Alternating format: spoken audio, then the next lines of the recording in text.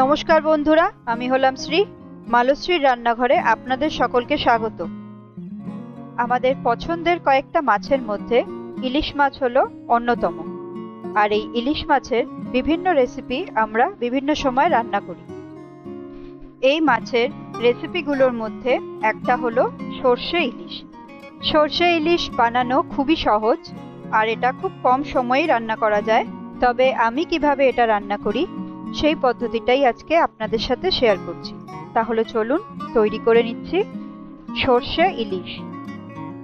সর্ষে ইলিশ তৈরি করার জন্য একটা গ্রাইন্ডিং জারে 1 টিস্পুন গোটা সাদা সর্ষে, 1 টিস্পুন গোটা কালো সর্ষে, 4টে কাঁচা লঙ্কা,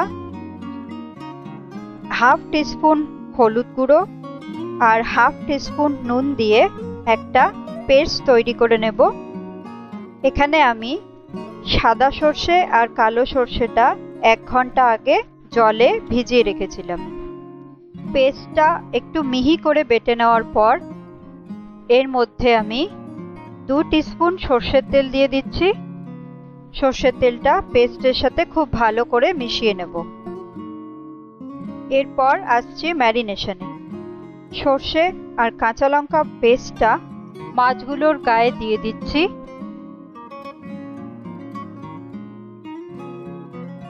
খুব ভালোভাবে মাছগুলোর দুপিঠ মাখিয়ে নেব আর 5 মিনিট ম্যারিনেট করে রেখে দেব।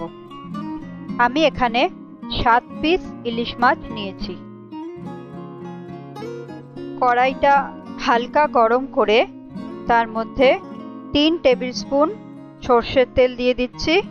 সর্ষের তেলটাও খুব বেশি গরম করব না, সামান্য গরম করে একটা একটা করে মাছ কড়াইতে বসিয়ে দেব। মাছগুলোর গায়ে যেহেতু মশলা মাখানো আছে, তাই খুব বেশি গরম তেলের ওপর দিলে মশলাটা পুড়ে যাওয়ার সম্ভাবনা থাকে।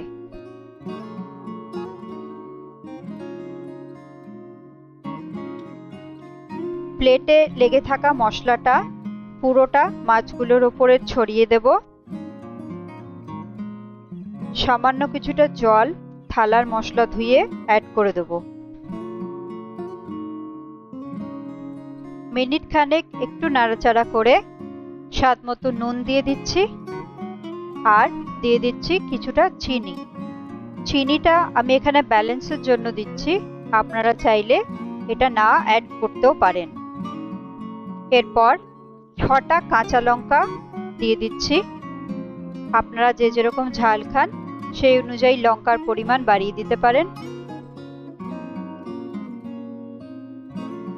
নুন আর চিনিটা ভালো করে মিশিয়ে নিয়ে 5 মিনিটের জন্য ঢাকনা বন্ধ করে দেব আর গ্যাসটাকে লো ফ্লেমে করে দেব। 5 মিনিট হয়ে গেছে, ঢাকা খুলে দিচ্ছি। মাছগুলোকে খুব সাবধানে একটা একটা করে উল্টে দেব। যেহেতু মাছগুলো কাঁচা, তাই একটু দেখে উল্টাতে হবে যাতে ভেঙে না যায়। 1 টেবিল স্পুন সর্ষের তেল দিয়ে দিচ্ছি।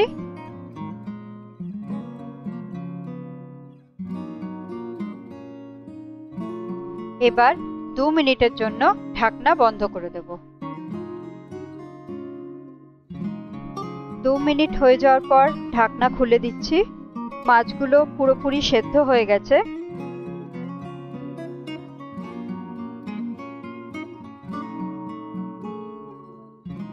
এখন আমি 2 টেবিল স্পুন মতো কাঁচা সর্ষের তেল মাছগুলোর ওপর দিয়ে ছড়িয়ে দিচ্ছি।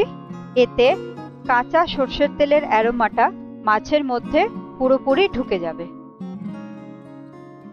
এবার ঢাকনাটা বন্ধ করে দিয়ে গ্যাসটাও অফ করে দিচ্ছি। তৈরি সর্ষে ইলিশ। এবার আর কি বন্ধুরা, একটা প্লেটে নিয়ে নিন কিছুটা গরম ভাত আর 1 পিস সর্ষে ইলিশ। আর অবশ্যই আমাকে জানাবেন খেতে কিরকম লাগলো। যদি আজকের রেসিপিটা আপনাদের ভালো লাগে তাহলে আমার ভিডিওটি লাইক করুন, শেয়ার করুন আর আমার চ্যানেলটাকে সাবস্ক্রাইব করুন।